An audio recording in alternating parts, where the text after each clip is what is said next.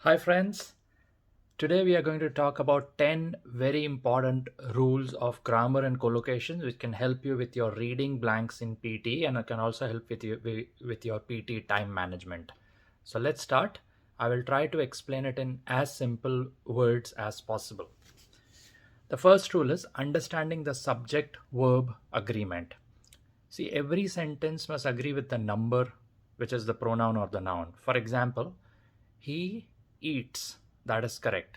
But if it says he eat, that is incorrect grammar. So very important to understand the subject and the verb agreement. Okay, now let's get to rule number 2, and that is using prepositions correctly. For example, prepositions are words which show location. That's why they are called preposition, like in, on, off. These words are called prepositions. For example, I am at home. At is the correct preposition which you use in this sentence structure. But if you say I'm in home, that is incorrect. So you have to understand how to use prepositions correctly. The third rule is understanding the sentence structure.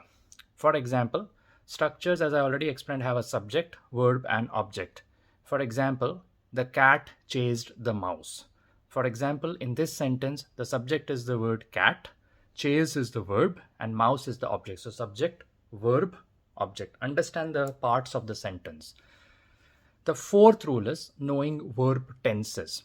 The tense indicates when the action happened. For example, I ate breakfast is the past tense. I am eating breakfast is present continuous with the ing form. So understanding the verb tenses is equally important if you want to solve blanks in PT correctly. The fifth rule is understanding the word order. For example, again, she reads the book is correct, or she read the book is also correct.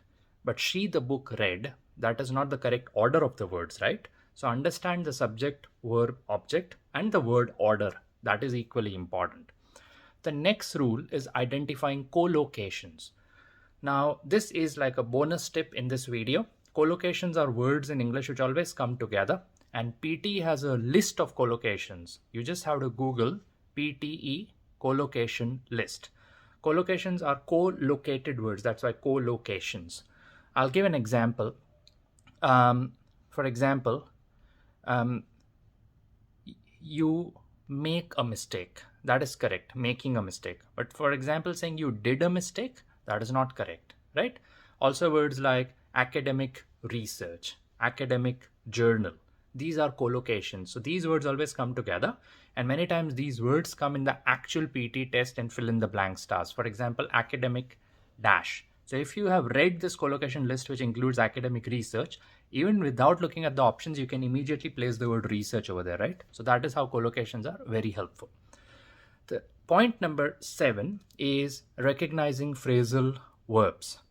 For example, pick up or get along, these are examples of phrasal verbs. For example, he picked up the phone is correct grammar and correct English.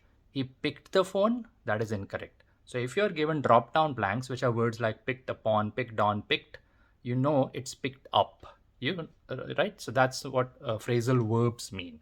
Very important to understand how to use phrasal verbs.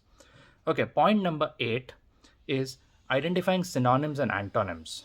Synonyms are words which have a similar meaning. Antonyms are words which have an opposite meaning. For example, happy, glad, happy, sad. So glad is a synonym, and sad is an antonym. So if you know the synonyms and antonyms, even that helps a lot. So there's a book in English called Barron's. It's a very popular red colored book with a red colored book face. So you can get that book. It helps very much with synonyms and antonyms.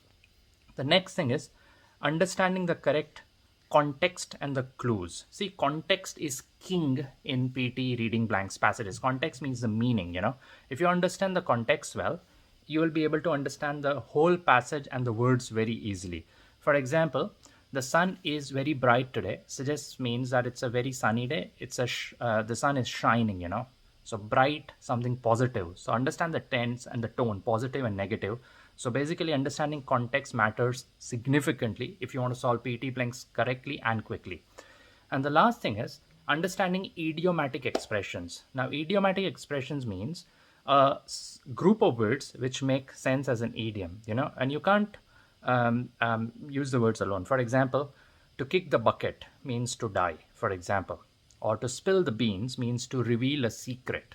So if your knowledge of idiomatic expressions is good, you will be excelling at solving reading blanks, because definitely 1 or 2 questions will have certain blanks which check these idiomatic expressions. So guys, hope you like the video. Make sure you follow it and make sure you share it and also comment and let us know if you want to make any other videos. My name is Malcolm. I'm from A1 Australia, PTE IELTS and NAATI Coaching Institute. We are based in Melbourne, Victoria, Australia, and we help with face-to-face classes in Melbourne, Victoria. And we also offer online classes across the world for PTE, IELTS and NAATI CCL training in 6 languages, which include Hindi, Punjabi, Gujarati, Telugu, Malayalam and Sinhalese. Follow us and I'll see you soon. Thank you for watching the video.